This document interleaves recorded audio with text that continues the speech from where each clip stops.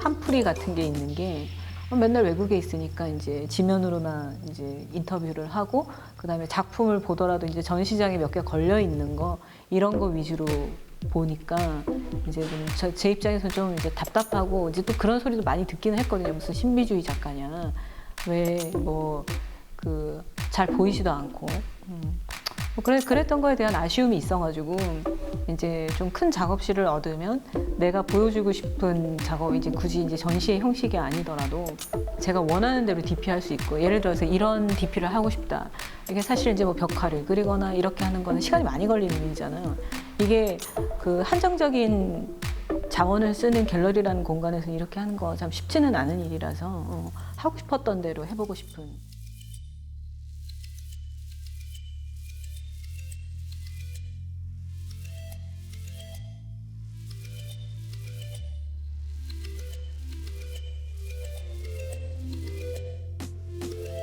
있는 그대로의 작업실에 대해서 오픈을 생각을 했을 때는 내가 보여주고 싶었던 세계를 좀 이 공간으로 확장해가지고, 그리고 내 마음대로 해도 되니까 이 부분을 좀 적극적으로 살려보자는 의미, 그렇게 이해를 해주시면 될 것 같고, 관람객이 여기 왔을 때 느끼는 이제 그림을 보는 것도 맞고, 이 공간을 보는 것도 맞고, 이 벽화나 이런 여러 가지 이제 제가 만들어 놓은 장치들을 하나의 어떤 그 영국 무대라던가 뭐 공간 연출처럼 그렇게까지 이렇게 느껴주면 좋겠다. 또 아까 말씀드린 것처럼 사진 맛집에 대한 욕심.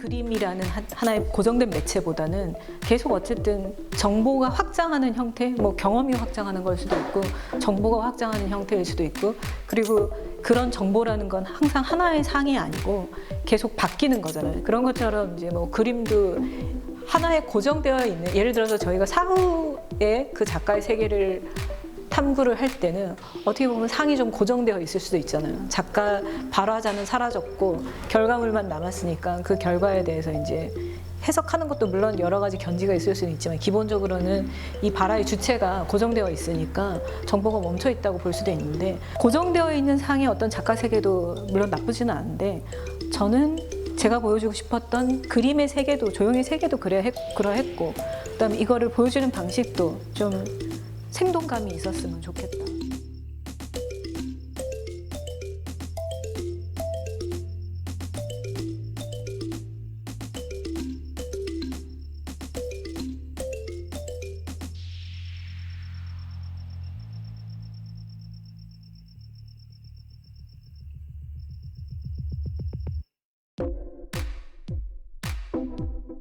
항상 바람이 빠져 있는 화려한 풍선이 어떻게 보면 이제 피크를 지난 한때잖아요.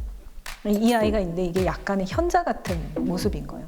인생에서, 사람의 인생에서 가장 피크는 20대일 텐데 그 시기를 보냈고, 그 시기를 굉장히 이제 고민하고 좌충우돌하면서 지금이 돼서 보니까 오히려 그래서 느껴지는 바람은 좀 빠졌을지언정 인생의 피크는 지났지만 좀 더 뭐랄까 작은 정신적인 여유도 생겼고, 또 내가 굳이 그렇게 막 그 특별해야 하거나 빛나야 하거나 그래야 할 필요도 없다라는 깨달음.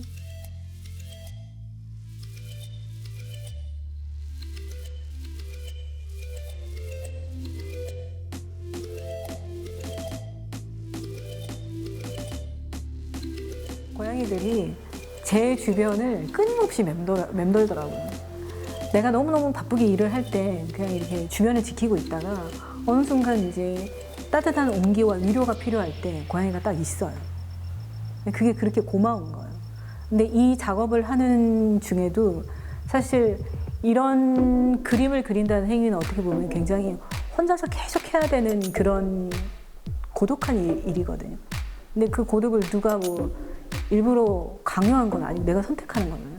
근데 그 고독의 순간에 이 따뜻한 온기가 있는 사람이 아닌 동물이 있다는 게 되게 큰 위로가 되더라고요.